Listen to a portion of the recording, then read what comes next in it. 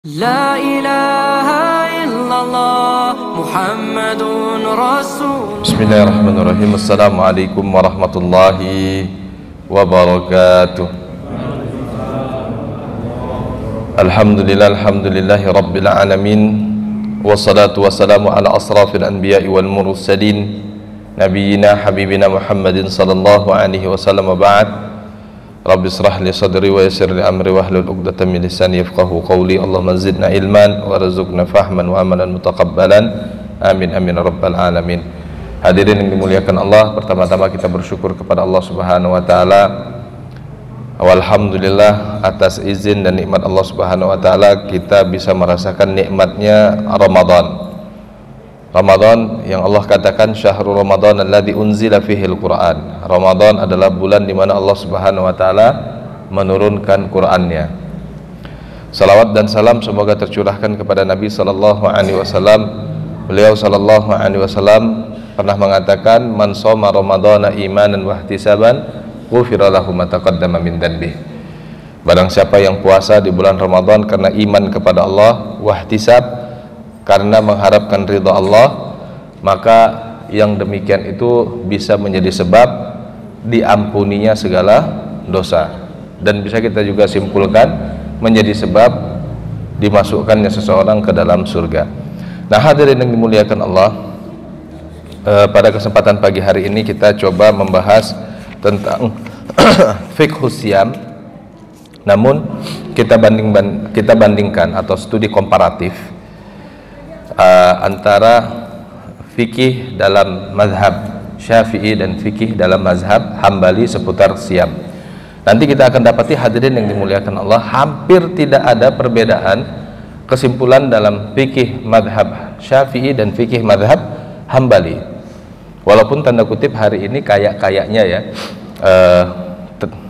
apa bahasanya, sering terjadi saling kritik begitu antara pengikut mazhab Hambali dan mazhab Syafi'i. Padahal dalam dunia fikih, fatwa-fatwa mereka atau qaulul mu'tamad indahuma atau indahum, pendapat-pendapat yang diyakini dari kedua belah pihak ini, hampir kita tidak dapati perbedaan kecuali hanya sedikit saja. Tapi entah mengapa yang sering terjadi, persamaan gak pernah dibahas, perbedaan justru dibesar-besarkan, ya. Nah, perhatikan hadirin yang dimuliakan Allah. Misalnya dalam kitab ini saya ambil dari syarah matan al-ghayatu wa takrib, atau matan dari kitab Abi Syuja yang disyarah oleh Profesor Mustafa Dib Al-Bugha. Judul bukunya At-Tadhhib fi Adillati Matanil Ghayati wa Takrib. Lalu kemudian di sini ada dari mazhab Hambali adalah Al-Uddah Syarhul Umdah yang ditulis oleh Bahauddin Al-Maqdisi. Nah, perhatikan hadirin yang dimuliakan Allah. Kita mulai dari kitab dalam mazhab Syafi'i, yakni At-Tadhhib. Di sini disebutkan wa syara'itu wujubis siyam thalathatu asya' al-islamu wa bulughul wal aqlu wal qudratu 'ala shaum. Syarat-syarat wujubus siyam, syarat-syarat wajibnya puasa itu ada 3. Wajibnya puasa, yang pertama al-Islam, Islam, bulugh, baligh. Yang ketiga al-aqlu, berakal. Dan kemudian tambahkan al-qudratu 'ala shaum, kemampuan untuk puasa. Nah, biasanya hadirin yang dimuliakan Allah, al-bulugh wal aqal, baligh dan berakal, itu biasanya dijadikan satu dalam kitab-kitab fikih, begitu. Karena kalau sudah baligh itu otomatis tanda kutip berakal. Bukan berarti anak yang belum baligh itu tidak berakal, tapi akalnya belum sempurna. Akalnya belum sempurna. Maka nanti baik dalam mazhab Syafi'i maupun mazhab Hambali, anak kecil tanda kutip tidak diwajibkan puasa. Walaupun nanti dalam mazhab Hambali ini disebutkan wa yu'mar bihi as-sabiyyu idza ataqahu. Wa yu'mar as-sabiyyu idza ataqahu, dan diperintahkan berpuasa as-sabiyu, anak kecil, idza ataqahu, jika anak tersebut memiliki kemampuan. Sekali lagi, baik mazhab Syafi'i maupun mazhab Hambali, tanda kutip, mereka sepakat kalau anak kecil tidak wajib puasa karena anak kecil belum sampai baligh dan akalnya belum sempurna. Istilah dalam fikih nanti, usia ini disebut usia mumayyiz, belum usia baligh. Tapi baik mazhab Syafi'i maupun mazhab Hambali sepakat yu'mar bihi as-sabiyyu idza ataqahu. Anak kecil itu diperintahkan berpuasa kalau anak kecil itu memiliki kemampuan untuk melaksanakan puasa. Bahkan ketika disyarah oleh Imam Bahauddin, yudrab alaihi aw yadribu alaihi liya'taddihi wa la yajib alaihi lil khabari. Bahkan anak kecil itu tanda kutip dihukum ya dengan hukuman pukul untuk membiasakan dia puasa. Ini sama kasusnya dengan sholat. Sholat kan syaratnya juga Islam, akil, baligh. Dan anak kecil itu kan belum baligh dan akalnya juga belum sempurna. Tapi tetap anak kecil itu diperintahkan untuk melaksanakan sholat agar itu menjadi kebiasaan mereka. Bahkan Nabi SAW mengatakan, kalau sudah usia 10 tahun dipukul, dalam artian dipukul di sini bukan kekerasan dalam mendidik anak, enggak, pukulan mendidik begitu, agar membiasakan anak-anak untuk mengerjakan sholat, meluruskan sikap mereka begitu.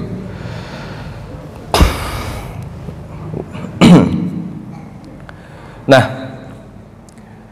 hal ini hadirin yang dimuliakan Allah, kenapa syaratnya itu adalah yang kita sebutkan tadi? Karena pertama, seperti yang disebutkan di sini, wal al aslu fi fardiyatis shaum mutlaqan qauluhu ta'ala, karena asalnya fardiyatus shaum, kewajiban puasa itu secara mutlak diperintahkan Allah Subhanahu wa taala melalui firman-Nya, ya ayyuhalladzina amanu kutiba alaikumusiyam, wahai orang-orang beriman diwajibkan atas kalian puasa. Kata-kata kutiba alal ladzina kutiba alaikumusiyam, diwajibkan atas kalian puasa, ini menunjukkan puasa ini hanya diwajibkan kepada orang-orang beriman gitu. Artinya apa? Kalau ada orang yang tidak beriman kemudian dia puasa, maka sejatinya puasanya itu tidak mendapat pahala. Ada nih orang non mukmin, bukan orang beriman, karena mungkin tinggal di sekitar kita lalu kemudian ikut kebiasaan kita puasa, dia puasa, maka kita katakan sejatinya dalam pandangan syariat puasanya tidak sah dan tidak mendapatkan pahala apapun. Tapi boleh nggak dia ikut-ikutan? Ya boleh aja, nggak mungkin, dan tidak perlu kita larang begitu. Mudah-mudahan yang demikian juga bisa menjadi asbabul hidayah, sebab-sebab datangnya hidayah.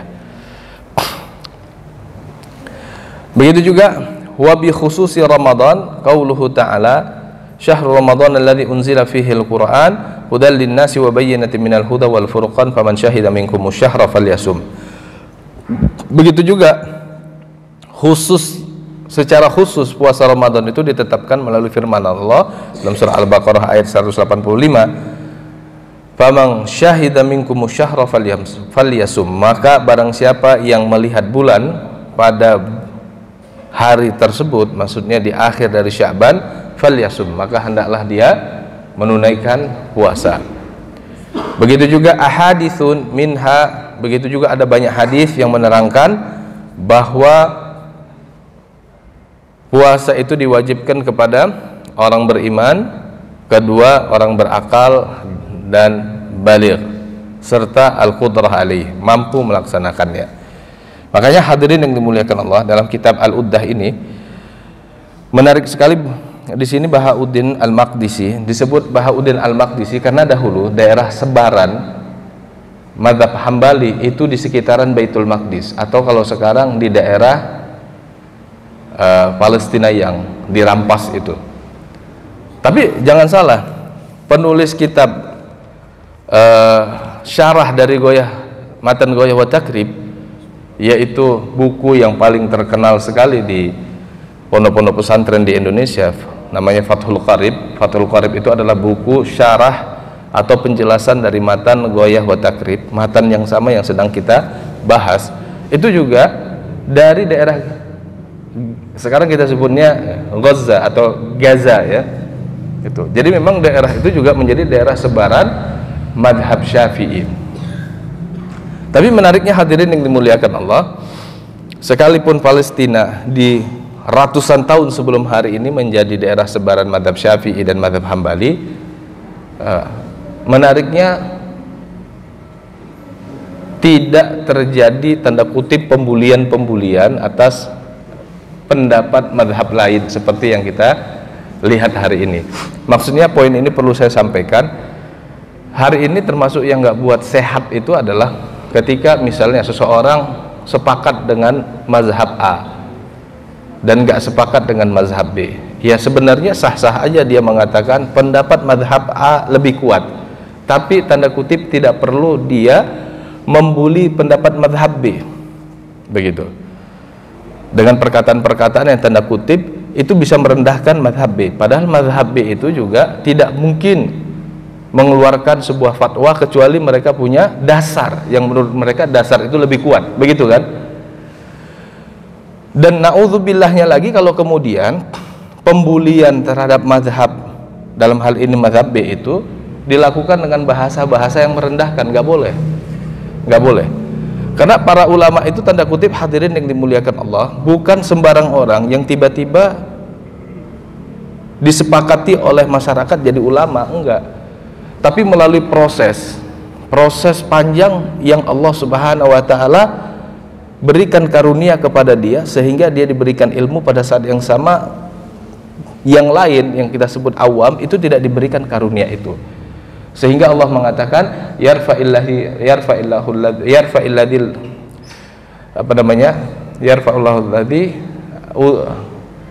ya ayyuhalladzina amanu idza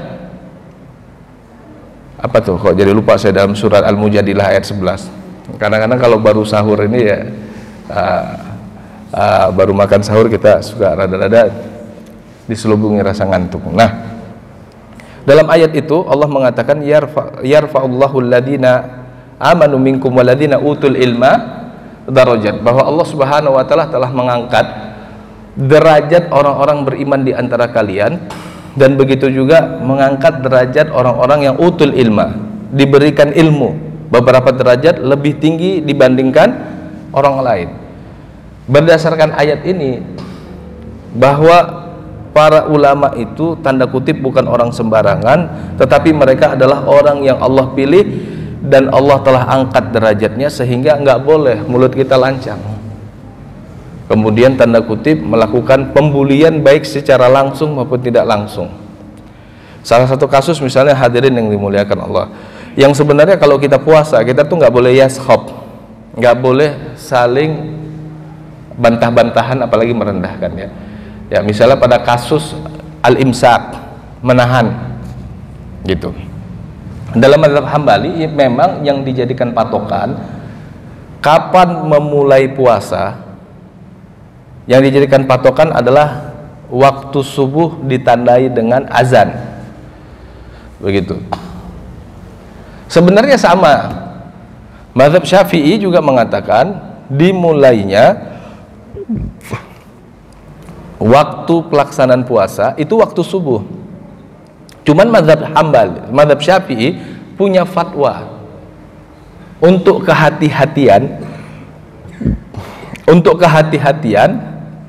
maka ditariklah waktu minimal 5 menit ke belakang agar jangan sampai ketika azan kaum muslimin masih dalam keadaan meminum gitu. Ini dalam rangka kehati-hatian dan sah-sah saja kan begitu. Lalu kemudian wa na'udzubillah fatwa ini dianggap sebagai sesuatu yang diada-adakan dan merubah syariat Muhammad. Bahasa-bahasa begini nggak pantas. Bahasa-bahasa gini nggak pantas. Kemudian dilakukan perundungan, pembulian setiap di pengajian, disebut di antara bid'ah Ramadan, imsak. Bahasa seperti ini nggak pantas. Para ulama tidak memaksudkan dengan itu mengadakan ajaran baru. Para ulama semata-mata berfatwa seperti itu agar jangan sampai begitu azan berkumandang kaum muslimin masih makan dan minum. Memang akhirnya menjadi apa ya? Menjadi tanda kutip tradisi atau kebiasaan dalam mazhab Hambali misalnya, begitu azan, wah udah azan nih, langsung minum begitu, karena dianggap nantinya habis waktu subuh atau masuknya waktu subuh itu azan, dan yang dimaksud adalah selesainya azan, dan itu kan akan berseberangan dengan mazhab Syafi'i. Tapi maksud saya, sekalipun misalnya mazhab Hambali tidak punya fatwa untuk kehati-hatian 5 menit ke belakang yang kemudian disebut dalam mazhab Hambali, mazhab Syafi'i sebagai imsak, ya nggak apa-apa, tapi nggak perlu melakukan perundungan. Dan sebaliknya mazhab Syafi'i juga nggak perlu melakukan perundungan. Misalnya dengan mengatakan, oh itu puasanya batal. Ya puasa, kalau dalam mazhab Hambali tadi kan kita katakan, mereka mengatakan ditandai dengan azan, tapi azan yang dimaksud adalah berakhirnya azan, sehingga begitu azan mereka masih nyempetin minum. Kalau orang-orang tersebut sepakat dengan mazhab Hambali, yaitu sampai berakhirnya azan, maka itu yang akan mengikat dia. Tapi kalau orang lain yang tadi sepakat dengan mazhab Syafi'i, begitu azan teng udah nggak boleh, itu juga akan mengikat dia. Sehingga orang yang sepakat dengan mazhab Syafi'i jangan berperilaku seperti mazhab Hambali. Paham nggak? Dia mazhabnya, dia sepakat dengan fatwa atau apa yang dipopulerkan mazhab Syafi'i, yaitu puasa itu dimulai dari azan, dan yang dimaksud dengan azan adalah azan begitu kumandang awal. Tapi kemudian yang dia lakukan berseberangan, masih azan minum dengan alasan kan azannya belum habis, padahal yang dia sepakati adalah fatwa dalam mazhab Syafi'i. Begitu ya. Nah, dari sini kita jadi sadar, paham, dan mudah-mudahan bijak bahwa sebenarnya dalam mazhab itu atau mazhab-mazhab itu perbedaannya dikit, persamaannya lebih banyak. Perbedaannya di wilayah-wilayah yang kecil yang tadi kita bahas itu gitu. Tapi kadang-kadang justru di situ tuh dikapitalisasi kalau bahasa saya. Karena mungkin kalau kita berbicara lurus-lurus aja, jamaah itu kayaknya begitu-gitu aja gitu, tidak termilitansikan begitu ya. Tapi kalau kemudian dengan bahasa-bahasa kitalah yang benar, yang lain salah, mungkin jamaahnya lebih militan gitu ya. Tapi nggak benar juga. Ya, yang benar itu adalah bagaimana orang-orang ketika dapat ilmu itu menjadi sebab hidayah dia untuk bisa beramal. Nah, kita lanjutkan hadirin yang dimuliakan Allah. Tadi kita katakan bahwa wajibnya puasa itu diwajibkan itu atas orang Islam baligh, berakal, dan qudrah, mampu begitu. Yang dalam madhab Hambali disepakati juga, tapi di sini penjelasannya tanda kutip lebih tegas ya. Fasyurutuhu arba'ah, syarat wajibnya puasa itu ada 4. Al-islamu fala yajib ala kafirin asliyin wala murtadin li'annahu ibadatun fala tajib alal kafir kas-salah. Nah, syaratnya ada 4, salah satunya Islam. Maka kata Imam Bahauddin, fala yajib alal kafirin asliyin, puasa itu tidak wajib atas orang kafir asli. Orang kafir asli, karena ada nanti kafir asli, memang aslinya dia itu kafir. Ada orang muslim tapi melakukan kekafiran, lalu kemudian difatwakan oleh qadi difatwakan oleh hakim, si fulan telah jatuh kepada kekafiran, gitu. Nah, tidak diwajibkan atas orang kafir asli, wala murtaddin, tidak juga diwajibkan atas orang murtad, li'annahu ibadatun, karena puasa itu adalah ibadah, fala tajibu alal kafir kas salati, maka tidak diwajibkan atas orang kafir sebagaimana salat. Wathani, dan syarat yang kedua al-aqlu, fala yajib ala majnunin, syarat kedua adalah berakal, sehat akalnya, fala yajib alal majnunin, maka tidak diwajibkan atas orang gila. Problemnya kadang-kadang bukan di situnya hadirin. Gimana kalau seandainya kegilaannya 80%, 20%-nya masih sadar, seperti orang tanda kutip ya, mengalami skizofrenia, mengalami delusi. Delusi itu kan punya tingkat-tingkatan, atau halusinasi itu kan punya tingkat-tingkatan. Ada orang kena halusinasi, dia punya teman yang kita nggak bisa lihat teman dia.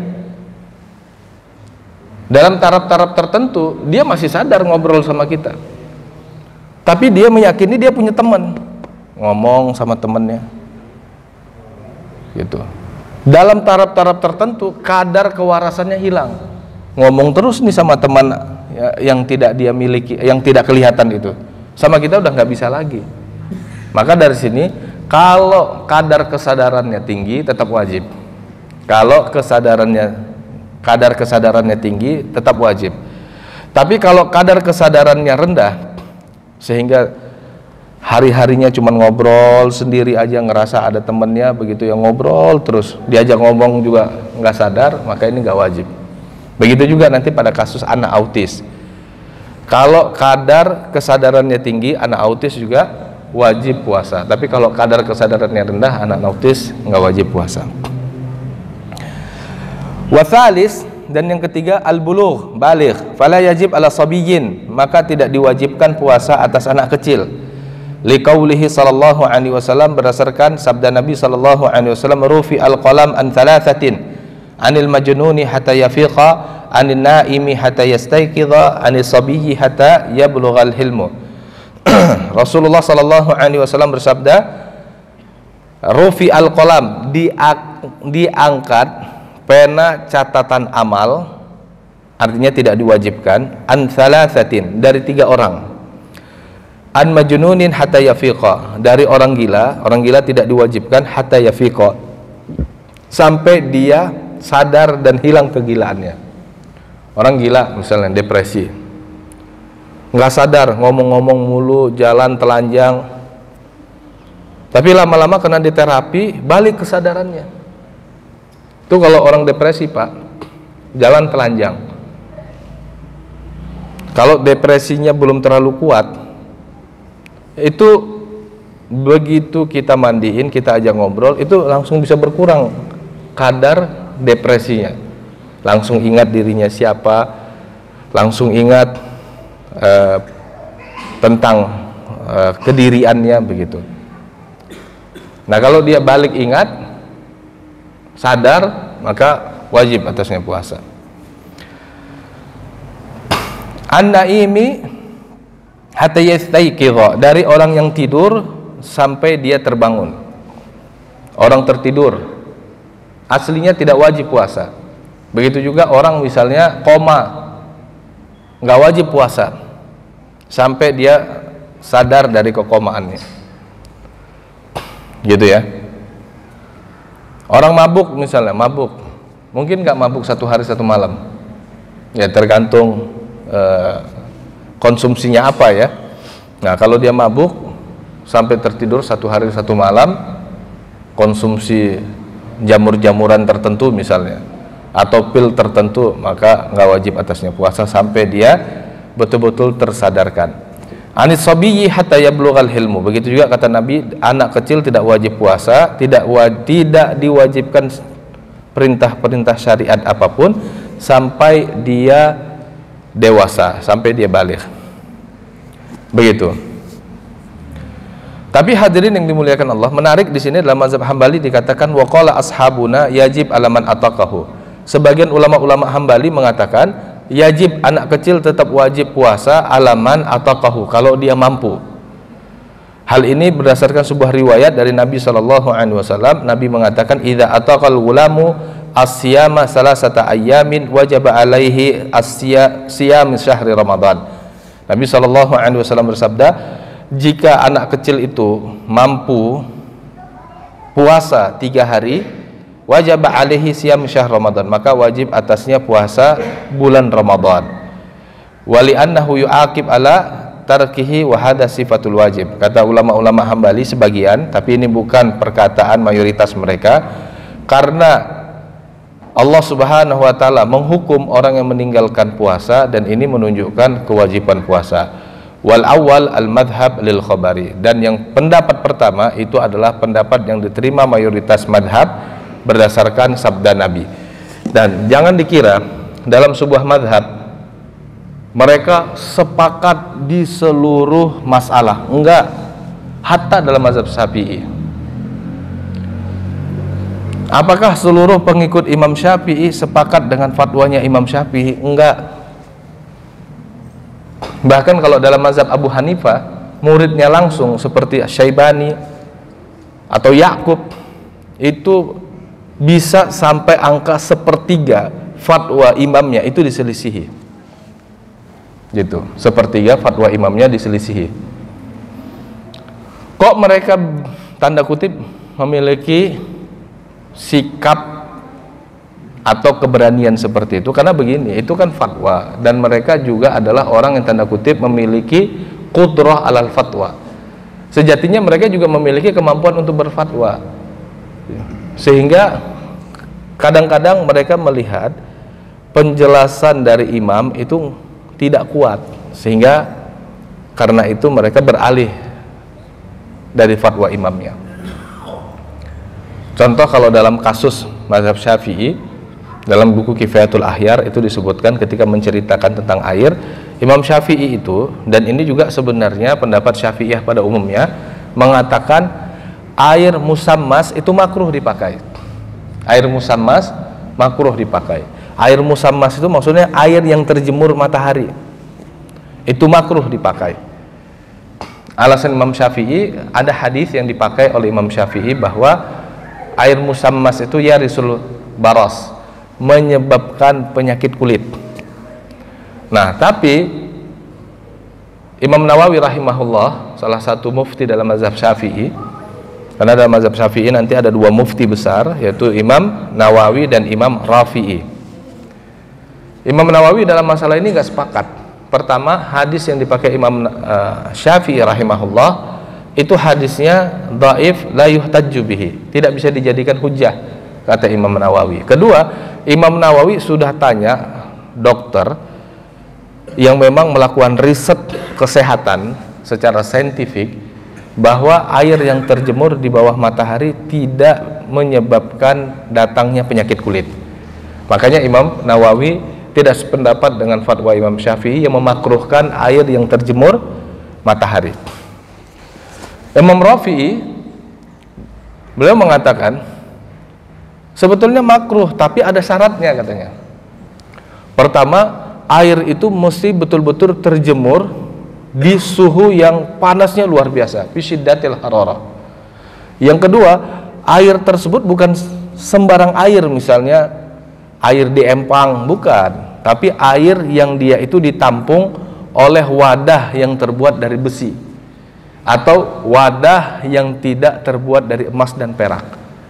Bisa logamnya tembaga, bisa logamnya besi, bisa logamnya apalagi baja, begitu. Nah, kalau begini adanya makruh, kata Imam Rafi'i, begitu. Tapi begitulah dunia mazhab. Sengaja saya sampaikan begini biar bapak-bapak juga memiliki wawasan, oh mazhab itu begitu ya. Seperti dalam mazhab Hambali tadi, sebagian kecil ulama-ulama Hambali tetap mewajibkan anak kecil itu wajib puasa, itu dinilai berdasarkan hadis yang mereka anggap hadis itu sahih, bahwa anak kalau sudah bisa puasa 3 hari berarti wajiblah dia puasa bulan Ramadan, puasa di bulan Ramadan, begitu. Maka dari sini saya katakan bahwa di internal mazhab pun terkadang terjadi ikhtilaf, gitu ya. Jadi jangan kemudian kaku sampai kemudian mengatakan wah mazhab itu begini dan begitu, pokoknya nggak boleh keluar dari madhab, gitu. Mungkin nggak ulama-ulama mazhab tertentu, misalnya mazhab Syafi'i, nggak sepakat dengan imamnya tapi sepakat dengan Imam Ahmad bin Hambal? Oh mungkin. Atau sebaliknya, mazhab Hambali ada yang dalam kasus tertentu nggak sepakat dengan Imam Ahmad bin Hambal tapi sepakatnya dengan Imam Abu Hanifah misalnya. Oh itu bukan hanya mungkin, itu sering terjadi karena mereka sampai pada darajatul ijtihad, begitu. Mereka juga sampai kepada derajat ijtihad yang bisa mentahrir masalah, bisa merinci masalah, sekalipun mereka bukan mujtahid mutlak, begitu. Gitu ya. Nah, kalau kita bagaimana? Kita belajar aja dulu, belajar baik-baik. Kita laksanakan apa yang ketika kita dengar dari ustadz kita, misalnya ustadz kita mazhab Syafi'i gitu kan, dia menfatwakan berdasarkan mazhab Syafi'i dan kita sepakat nih nyambung dengan apa yang disampaikan ustadz kita, udah pegang aja gitu. Tapi ustadz, suatu saat saya mendapat penjelasan yang menurut saya lebih kuat, ya silahkan aja, silahkan saja kemudian berpaling. Tapi satu hal yang perlu digarisbawahi, begitu kita sepakat dengan metodologi mazhab tertentu, tanda kutip itu mengikat kita. Misalnya begini, kita sepakat seperti dalam mazhab Hambali, qaulus sahabah, fatwa sahabah itu dalil. Mazhab Hambali itu yang membedakan dia dengan mazhab yang lain, sehingga akhirnya terjadi perbedaan mazhab gara-gara metodenya beda, karena mazhab Hambali menjadikan fatwa sahabat, perkataan sahabat itu sebagai rujukan atau dalil selain Al-Quran, As-Sunnah, Ijma, Qiyas. Mazhab Hambali menambahkan fatwa sahabat juga dalil. Kalau sahabat sudah berfatwa, itu dalil bagi mereka. Dan itu nanti akan mengikat kalau kita sepakat, ya kan? Misalnya kita sepakat, iyalah fatwa sahabat itu dalil, mereka berhak berfatwa dan itu bisa jadikan rujukan. Maka tanda kutip kalau kita meyakini yang demikian, itu keyakinan itu mengikat kita, gitu. Sama misalnya dalam mazhab Maliki, kita meyakini bahwa kebiasaan penduduk Madinah di zaman itu adalah dalil. Yang tidak merupakan kebiasaan penduduk Madinah itu bukan bagian dari ajaran agama. Kalau kita sepakat dengan metode ini, itu mengikat kita. Contoh ya, maaf, dalam mazhab Maliki nggak ada tuh puasa 6 hari di bulan Syawal. Padahal hadisnya ada kan? Bukan mereka menolak hadis, mereka merasa hadis itu bertabrakan dengan sesuatu yang menurut mereka itu lebih kuat dari hadis tersebut, karena hadis itu diriwayatkan satu orang. Sementara mereka mendapati seluruh penduduk Madinah tidak ada yang mengamalkan puasa 6 hari di bulan Syawal. Menurut mereka kebiasaan penduduk Madinah itu lebih kuat karena di situ mayoritas sahabat di situ, gitu. Dan ini saya ketika ngomong ini bukan berarti saya mengatakan puasa 6 hari di bulan Syawal bid'ah. Ini kan saya menjelaskan aja, Pak.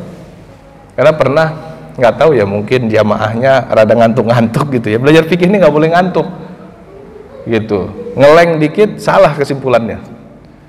Sehingga ketika saya menjelaskan ini, ada yang bilang, wah menurut Ustaz Reza itu puasa 6 hari di bulan Syawal bid'ah katanya. Padahal saya sedang menjelaskan pendapat Maliki, begitu, gitu, dan menjelaskan bahwa kalau kita sepakat dengan metodologi Maliki itu mengikat kita, gitu ya, paham ya, gitu. Nah, dunia mazhab itu seperti itu. Tapi saya katakan perbedaan-perbedaan ini dikit. Ini kita sedang mengkomparasi dari tadi, mana bedanya, gitu. Hanya masalah pojok-pojokan sana gitu yang ada terjadi perbedaan. Nah, oke, anak kecil tadi ya, begitu. Nah, kemudian dalam mazhab Syafi'i langsung kepada faraidus shaum arba'atu asya an-niyatu wal imsaku anil akli wasyurbi wal jima'i wa ta'ammadul qai'. Nah, kewajiban-kewajiban pada puasa itu ada 4. Yang pertama an-niyatu, niat.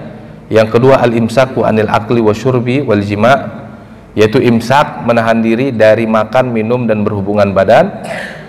Wa ta'ammadul qai', begitu juga menahan diri dari sengaja muntah begitu.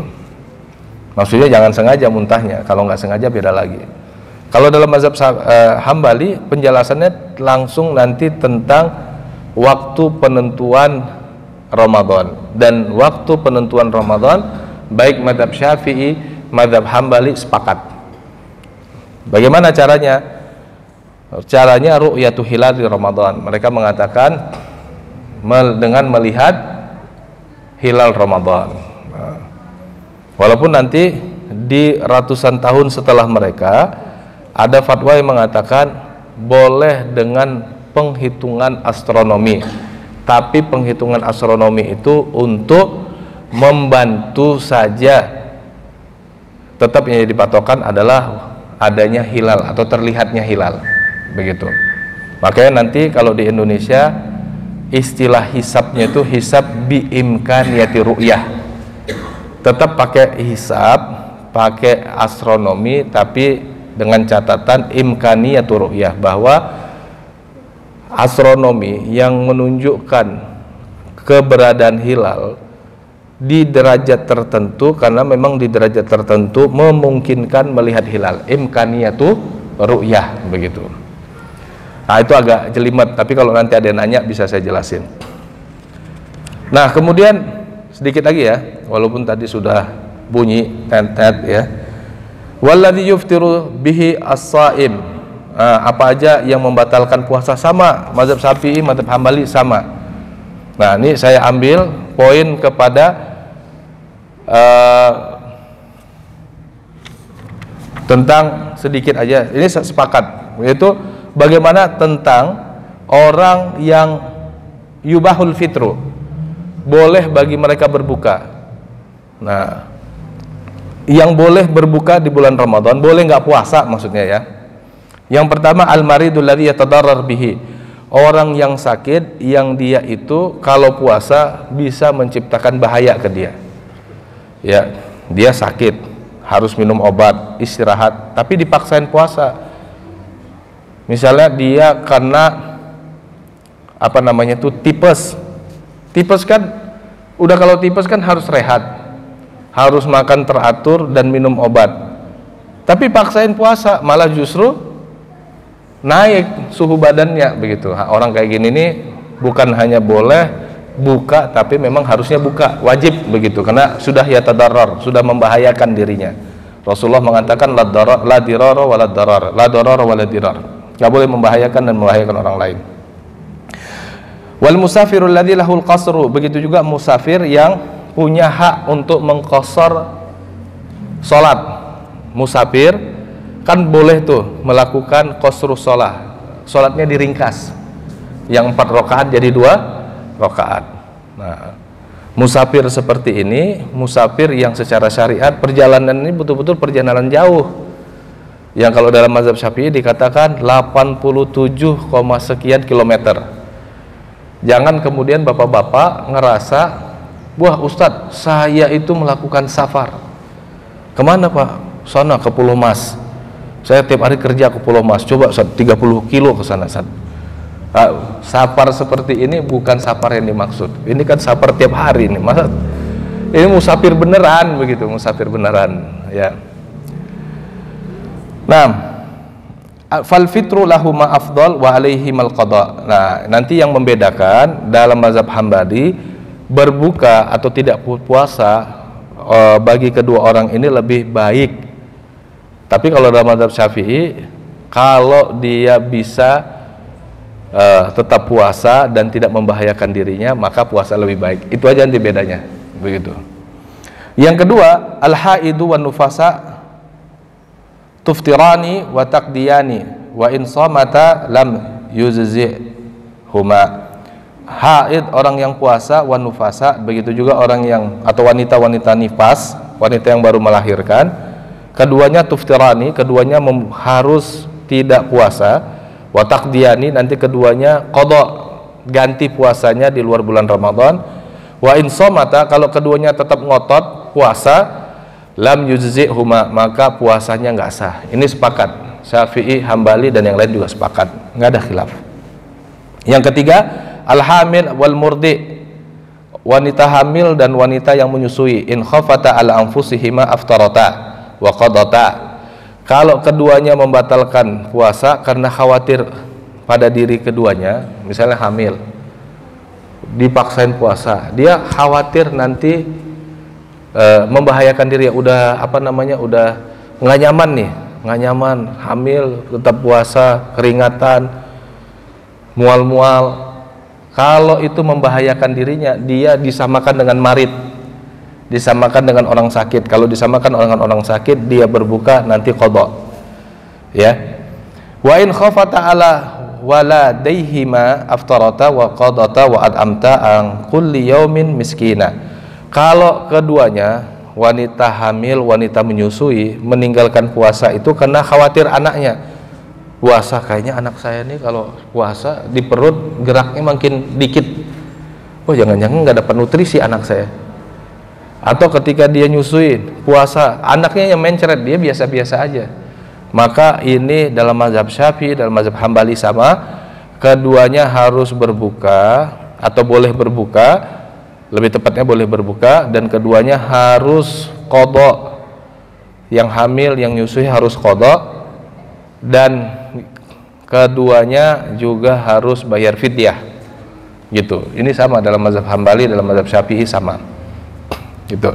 Arabi, yang keempat, al-ajiz anisyam likibarin au maradin la yurjaburuhu fa innahu yud'am anhu an kulli yaumin miskin. Al-ajiz, orang yang nggak mampu puasa.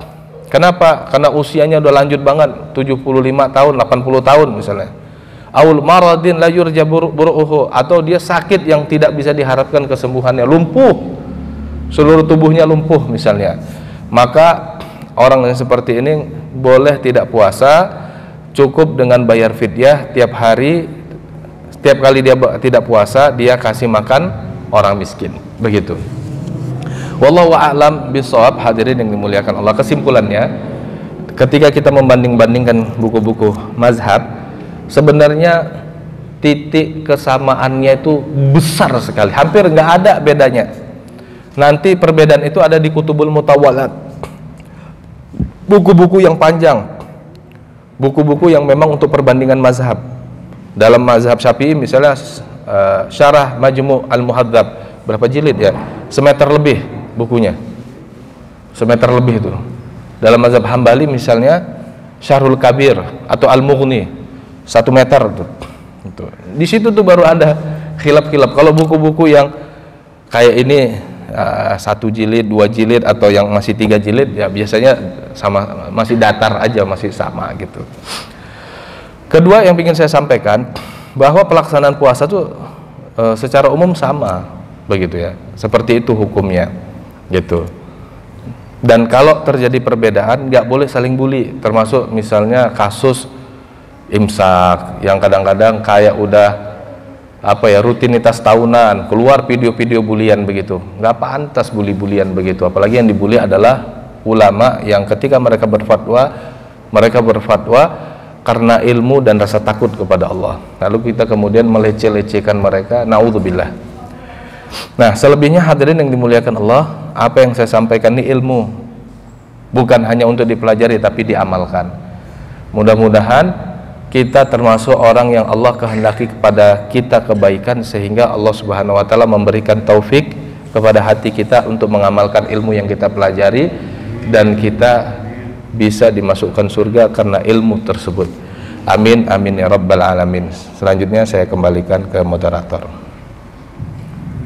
Baik sekalian, Bapak Ibu, ada pertanyaan atau hal yang ingin disampaikan berkaitan dengan puasa Ramadan dan juga di luar puasa Ramadan. Baik, nanti kita mulai saja pertanyaannya. Pak Iqbal. Waalaikumsalam warahmatullahi wabarakatuh. Apakah boleh kita dalam kehidupan kita mencampur adukan mazhab? Karena dalam satu sisi mazhab ini kita yakini bahwa mazhab ini lebih benar daripada mazhab yang ini, sehingga kita pada satu hal kita memakai azab ini, dalam satu hal kita memakai azab ini gitu, mazhab ini gitu Tat. Contohnya kayak kita Syafi'i itu kita dalam berwudu kita tidak boleh bersentuhan lagi dengan istri, gitu loh Tat. Ini gimana? Kalau kita sudah wudu, kita iya. bersentuhan dengan istri kita batal.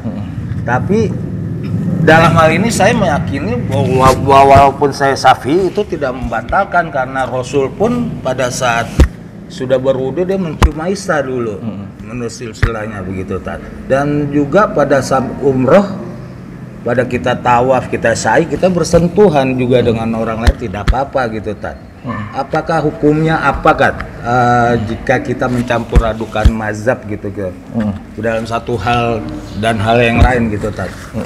Cukup Tat. Ya, bismillahirrahmanirrahim. Ini kayaknya saya respon langsung karena ini masail usulul fiqh begitu. Nanti ada dalam kitab at-taqlid wal ijtihad gitu. Yang pertama, hadirin yang dimuliakan Allah, bedakan fatwa madhab dengan qaulullah itu sendiri, perkataan Allah itu sendiri, dan perkataan Nabi itu sendiri. Sebenarnya tanda kutip madhab itu adalah fatwa dari imam, fatwa dari imam. Kita sebagai orang tanda kutip yang tidak memiliki kemampuan beristihad, maka selayaknya mengambil fatwa dari imam. Karena imam yang pertama menemukan atau mampu menemukan dalil-dalil dari Al-Quran, dari hadis, lalu kemudian menyimpulkan dalil-dalil dari Al-Quran, dari hadis, dari ijma, dari qiyas, dan segala macam dalil-dalil itu untuk kasus kita gitu. Nah, tapi nanti beda problemnya kalau ternyata kita mendapati satu, ada imam A berfatwa begini, imam B berfatwa begini, artinya kita diberikan pilihan untuk mengambil salah satu dari keduanya begitu. Nah, kalau dikaitkan dengan madhab bagaimana? Madhab ini salah satu yang membuat kita terikat dengan mazhab itu sebenarnya di metodologi gitu.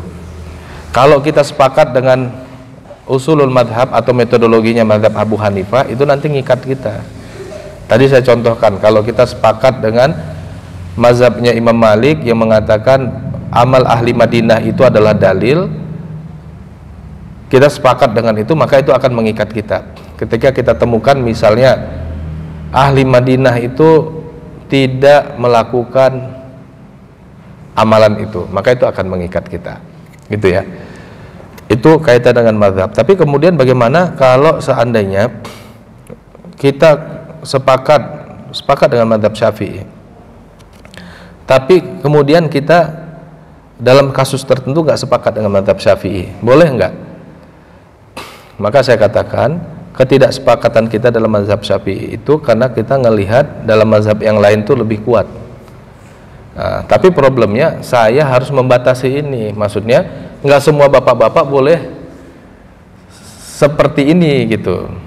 Saya bilang begini, sebenarnya yang boleh melakukan semacam tarjih gitu, atau oh kayaknya ini lebih kuat, itu ya, memang orang-orang yang punya kemampuan gitu, atau kalau bahasa profesionalnya pro lah begitu, atau paling tidak bapak-bapak misalnya bisa menemukan bahwa ini lebih kuat, terutama dalam kasus bukan pendalilan secara teks.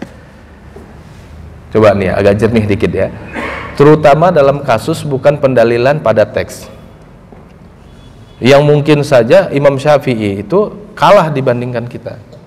Contohnya dalam kasus misalnya memfatwakan tentang pengolahan kulit. Yakin nggak teknologi pengolahan kulit, kalau kita adalah lulusan S1 pengolahan kulit, kita lebih tahu tentang kulit dibandingkan Imam Syafi'i? Yakin nggak? Yakin nggak? Ya jelas lah, orang kita di situ expert kok, dia di situ, apalagi dia hidup di masa yang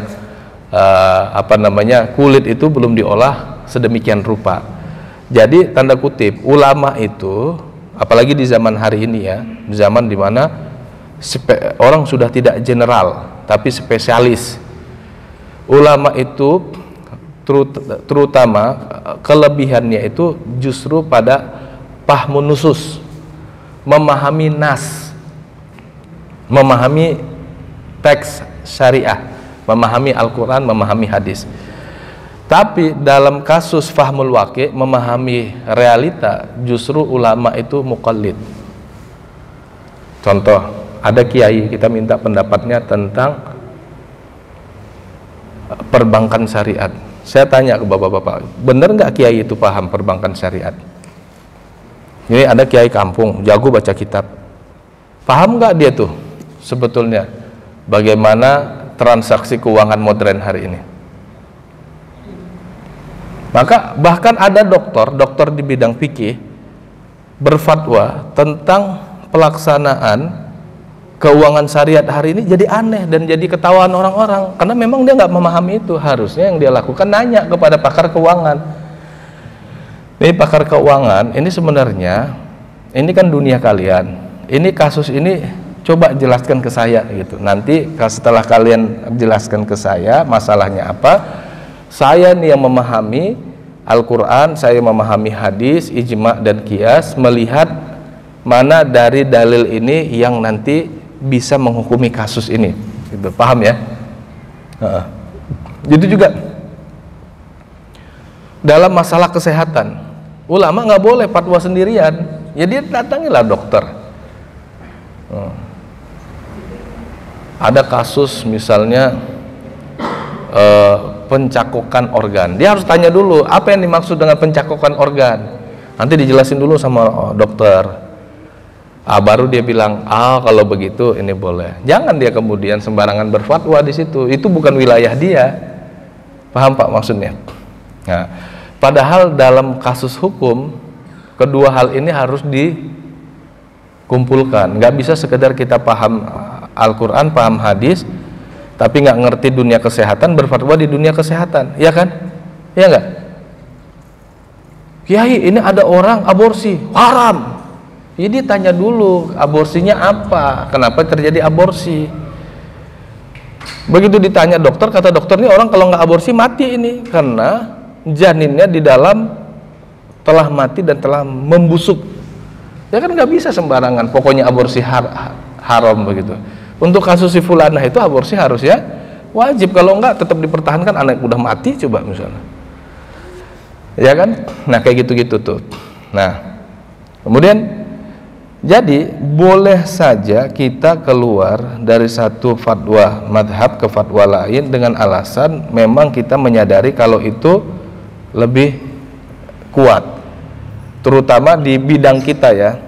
Kalau bidang kita kan bukan pendalilannya, tetapi pemahaman terhadap realitanya, kan gitu ya, gitu. Misalnya nih, bapak-bapak ngaji ke ustadz yang mengatakan saldo GoPay riba, udah bapak yakin banget. Tahu-tahu dengar penjelasan ustadz yang lain, Ustadz Oni Sahroni misalnya, memang S1 S2-nya di bidang keuangan syariat, dia bilang saldo GoPay dan cashback nggak riba, dijelasin lebih detail. Nah lalu kemudian bapak bilang, oh iya nih penjelasan dokter Oni lebih mendekati kebenaran, boleh nggak kita pindah pendapat? Sangat, gitu maksudnya ya. Nah, tapi maksud saya jangan sembarangan, gitu. Terutama di wilayah yang bukan wilayah bapak. Bukan wilayah bapak mana? Wilayah memahami dalil. Imam Ahmad itu pernah ditanya, boleh nggak orang yang punya hafalan hadis 100.000 berfatwa? Nggak boleh, kata Imam Ahmad. Kalau 200 nggak boleh, 300.000 nggak boleh, kalau 400.000 ya, kalau 400.000 silahkan aja. Jadi kalau di wilayah dalil, kita nih betul-betul buta lah sebut begitu. Kita ikut ulama dalam memahami wilayah dalil, tapi dalam memahami wilayah waqi', realitas yang akan dihukumi, boleh jadi kita lebih paham daripada dia, gitu. Nah terus tadi didatangkan kasusnya itu bukan kasus yang rinci, kasus umum itu misalnya